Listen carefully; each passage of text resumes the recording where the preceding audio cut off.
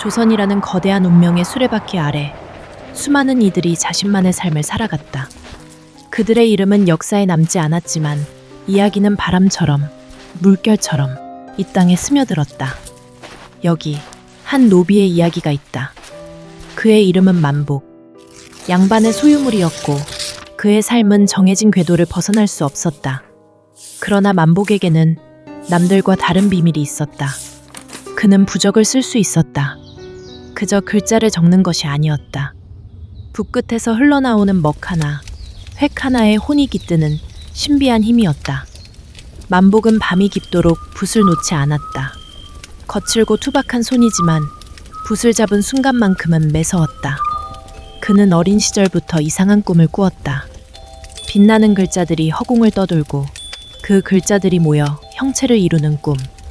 깨어나면 그의 손엔 언제나 붓과 먹이 들려 있었고 낡은 종이 위엔 기이한 문양이 남아 있었다. 사람들은 그를 미친놈이라 불렀다. 하지만 만복은 멈추지 않았다. 그건 그가 유일하게 스스로 선택할 수 있는 삶이었다. 어느 날 주인이 중병에 걸렸다. 이름난 의원들이 모두 손을 놓을 만큼 위중했다. 만복은 조심스레 입을 열었다. 나리, 소인에게 기회를 주십시오. 소인의 부적으로 병세를 돌려보겠습니다. 주인은 믿지 않았다. 하지만 죽음 앞에서 지푸라기라도 잡고자 했다. 만복은 붉은 먹을 묻힌 붓을 들었다. 종이를 스칠 때마다 방 안엔 이상한 기운이 맴돌았다. 기적이었다. 며칠이 지나자 주인의 병세가 호전되기 시작했고 마침내 자리에서 일어났다. 주인은 만복을 바라보는 눈빛이 달라졌다. 더 이상 단순한 노비가 아니었다. 생명을 구한 특별한 존재였다. 하지만 그 순간부터 만복은 더 거대한 소용돌이에 휘말리게 된다. 소문은 퍼졌다. 만복의 능력은 입에서 입으로 전해졌고 급기야 한양까지 알려졌다. 그리고 어느 날 궁궐에서 부름이 내려왔다. 왕이 위독하다. 궁궐은 만복이 알던 세상과는 달랐다. 화려하지만 냉혹했고 질서 있지만 음험했다. 만복의 능력을 노리는 이들이 몰려들었다. 권력을 잃은 늙은 재상, 탐욕스러운 대신들. 그들은 만복의 부적을 이용해 자신들의 욕망을 채우려 했다. 왕의 병실. 왕은 숨이 약했고 눈빛은 사그라들고 있었다. 만복은 모든 마음을 담아 부적을 썼다. 그 속엔 병을 고치겠다는 의지와 다시 평범한 삶으로 돌아가고 싶은 바람이 담겼다.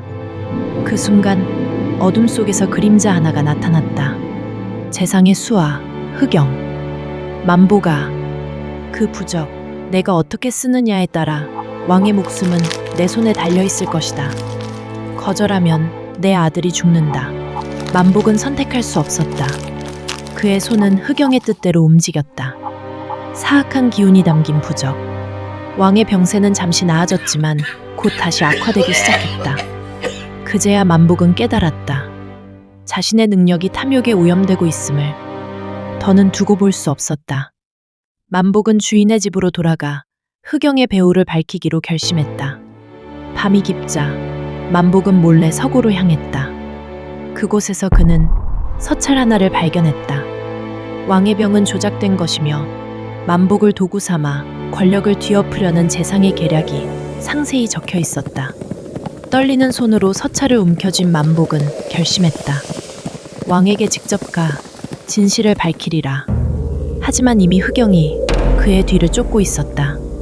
깊은 밤, 칼날이 목을 겨누는 순간 만복은 마지막 부적을 꺼냈다.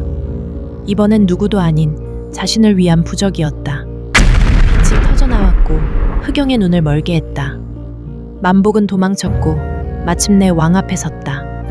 그는 모든 진실을 말했다. 서찰을 내밀고 자신이 어떤 강요 속에서 부적을 썼는지 고백했다. 왕은 침묵 끝에 말했다. 그대는 죄인이 아니다. 오히려 나라를 구했도다. 재상은 귀양을 갖고 흑영은 감옥에 갇혔다. 왕은 만복에게 벼슬을 내리려 했다. 하지만 만복은 고개를 저었다. 저는 그저 평범한 평민의 삶으로 돌아가고 싶습니다. 그는 다시 붓을 놓고 괭이를 들었다. 삶은 다시 고되었지만 마음만은 자유로웠다. 그는 자신의 힘으로 운명을 바꾼 자였다.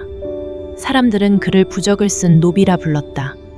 이름 없이 사라진 삶이었지만 그의 이야기는 바람처럼, 물결처럼 지금도 누군가의 입에서 입으로 이어지고 있다.